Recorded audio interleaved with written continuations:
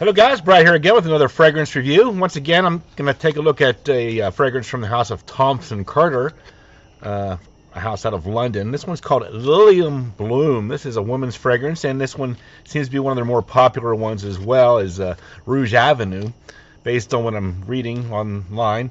This one came out in 2023, and it's got three basic notes: patchouli, jasmine, and lily. So once again, a floral dominant fragrance like Rouge Avenue was. This one, though, it's a little different from Rouge Avenue. Even though it has white florals in it, it seems to be softer, more delicate. It almost has like a fresh laundry vibe to it, like dryer sheets kind of a thing. To my nose, it almost has like a purple lily smell to it more than a white lily. It's not like a harsh white floral. It's like kind of sweet floral.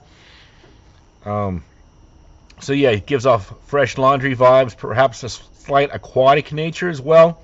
Imagine like going to the lake, sitting in a chair reading a book by the lake, surrounded by flowers.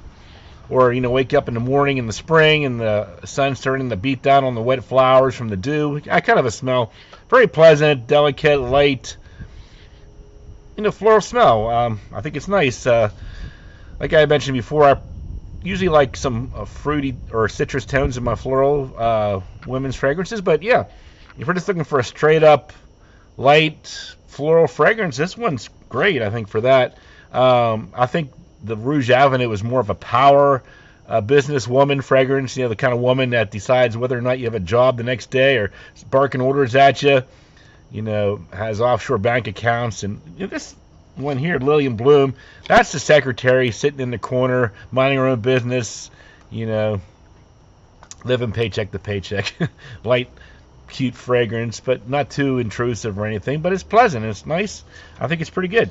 So, final scores. Smell, 7.5 out of 10. Yeah, I like it. Pleasant, floral, fresh laundry, dryer sheet kind of vibe going on there. Projection longevity, 3 to 5 hours. Kind of light. It doesn't seem like it's going to really, have a heady floral smell like a lot of women's fragrances have. So we'll say 6.5 out of 10 for projection longevity. Versatility, this one would be great for spring and summer. Definitely spring with those fresh flowers blooming. So we'll say 7 out of 10. But as an office fragrance, year round, yeah, this one's nice. You could always pull this one out indoors. Uniqueness, 6.5 out of 10. Didn't really see much special here.